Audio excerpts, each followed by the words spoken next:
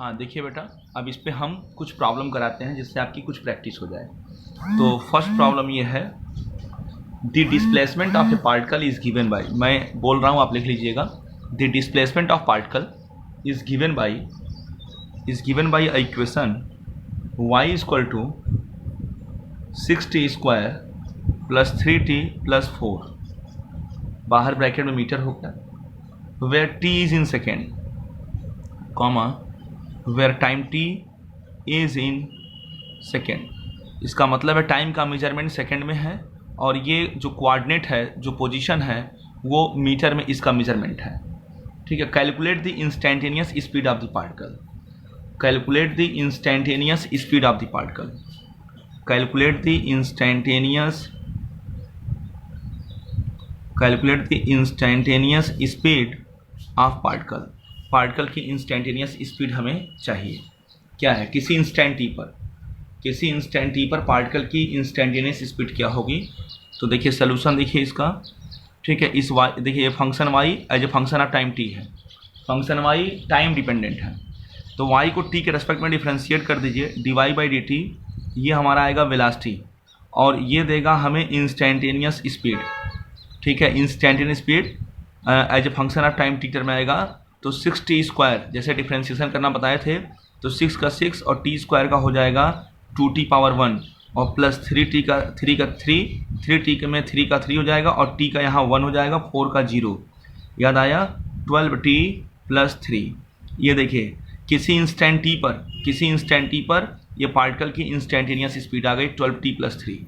ठीक है। अगर इसी में कहता है कि t इक्वल टू 1 सेकेंड पर पार्टिकल की इंस्टेंटेनियस स्पीड क्या होगी, या at t equal to 2 second पर पार्टिकल की इंस्टेंटेनियस स्पीड अगर देखना हुआ 2 सेकेंड पर, तो पार्टिकल की इंस्टेंटेनियस स्पीड निकालने के लिए t equal to 2 second put कर दीजिए, जहाँ 2 है, 12 इंटू 2 प्लस 3, ये हो जाएगा 12 टू जा 24, 24 और 3 27 मीटर पर सेकेंड। क्लियर? तो ये आ जाएगा आपका मीटर पर सेकेंड में। तो अगर किसी इंस्टेंट टी पर पूछता है इंस्टेंटेनियस स्पीड, किसी इंस्टेंट टी पर पूछता है बेटा, ठीक है, तो इंस्टेंटेनियस स्पीड जो हो गई किसी इंस्टेंट टी पर 12t प्लस 3 हो गई। लेकिन अगर यही टाइम दिया रहता कि 2 सेकेंड पर, 1 सेकेंड पर, 3 सेकेंड पर, इसको हम लोग यहाँ पुट कर देते, ठीक है, आंसर आ जाता। ये पहला क्वेश्चन हो गया आज का। ऐसे ये क्वेश्चन और मैं दे रहा हूँ, देखिए। ठीक है। एक प्रॉब्लम मैं और दे रहा हूँ, सेकेंड प्रॉब्लम। ठीक है। हाँ, बहुत ही इंपॉर्टेंट प्रॉब्लम, बहुत अच्छा, बेहतरीन, खूबसूरत प्रॉब्लम है। A particle starts from origin, a particle starts motion from origin, a particle starts motion from origin. ठीक है। A particle starts motion from origin, नहीं ओरिजिन मत लिएगा, sorry, a particle starts motion along the x axis, a particle starts motion along the x axis, along the x axis from t is equal to 0, comma, its position varying with time, its position varying with the time t is given by equation x is equal to 2t cube minus 3t square plus 1। ये position का equation दिया जो function of time t। पहला part इसका ए part बनाना है। At what time instants is its velocity 0। मैं बोल दे रहा, लिख लीजिए, एट व्हाट इंस्टेंट टाइम्स या at what time instants is its velocity 0, किस टाइम पर इसकी वेलोसिटी 0 हो जाएगी। पहला पार्ट। सेकेंड पार्ट लिखिए, what is the velocity when it passes through the origin, what is the velocity when it passes through the origin, when it passes through the origin, ठीक है, when it passes through the origin। हाँ, आइए देखिए क्या है। अब इसका देखिए मैं सलूशन आपको बताता हूँ। इसी में देखिए सलूशन क्या है। पोजीशन है, टाइम डिपेंडेंट है, पहले डिफरेंशिएट कर दीजिए, हमें दे देगा वेलोसिटी का equation dx/dt equal to velocity क्या हो जाएगा 2t³ का हो जाएगा 6t² और -3t² का हो जाएगा 6t, 1 का 0 हो जाएगा। देखिए वेलोसिटी का इक्वेशन आ गया as a function of time t। इस पोजीशन इक्वेशन के लिए वेलोसिटी का इक्वेशन मिल गया।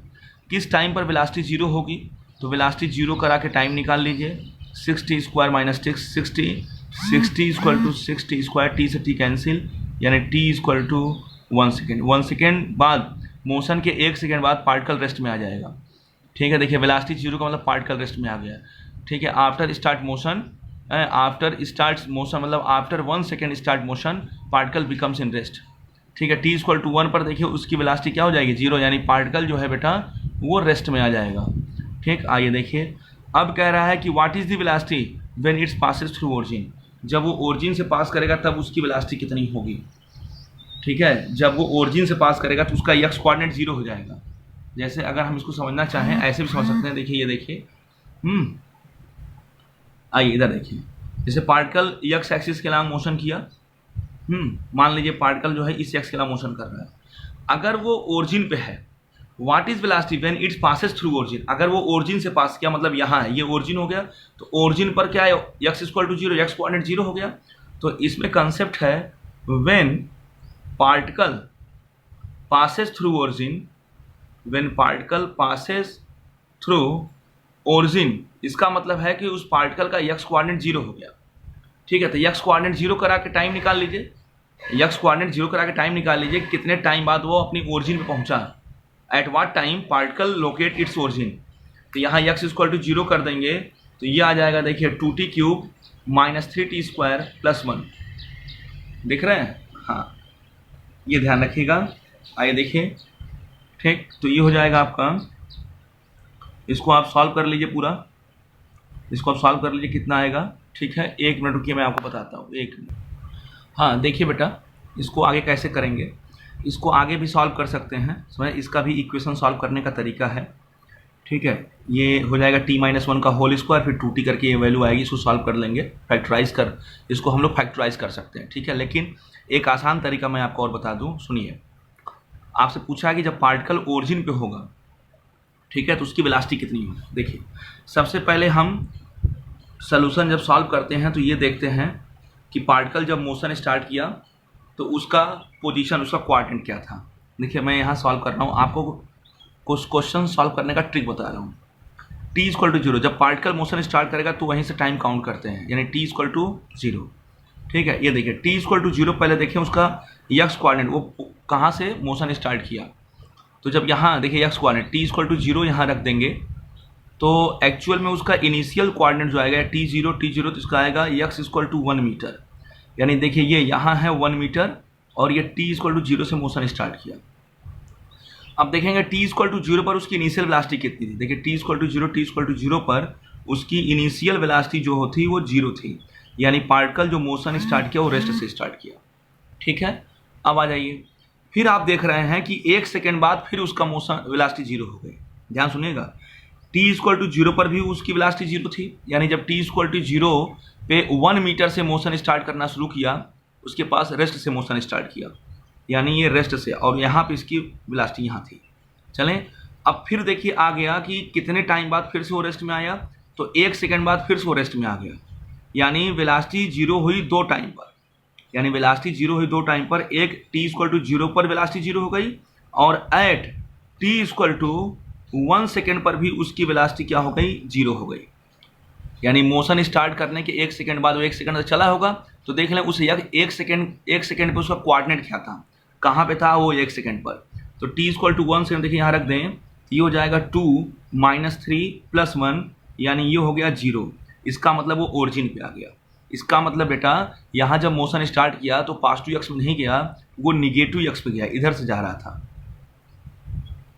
ठीक है, और जब यहाँ से मोशन स्टार्ट किया निगेटिव x में गया, ओरिजिन की तरफ गया, तो यहाँ से इसको यहाँ तक आने में 1 सेकेंड लगा और t इक्वल टू 1 सेकेंड पर वो ओरिजिन से पास किया, क्योंकि यही दे रहा है ना। देखिए t इक्वल टू 1 सेकेंड पर वो फिर से 0 आया और वो कहाँ से पास किया, ओरिजिन से पास किया। देखिए ओरिजिन से पास किया। तो पूछा है what is velocity when it passes through origin. इसका मतलब 1 सेकेंड बाद जब वो ओरिजिन पे पहुंचा तो उसकी वेलोसिटी फिर से क्या हो गई, 0 हो गई, यानी पार्टिकल फिर से यहाँ फाइनली रेस्ट में आ गया। बात समझ में आया? ये कंसेप्ट है। तो टाइम आ गया आपका, वेलोसिटी कितनी हुई जब वो ओरिजिन था तो पर वेलोसिटी उसकी 0 हो गई बेटा। ये यहाँ कंसेप्ट है, इस तरह से इसको हम बनाते हैं बेटा।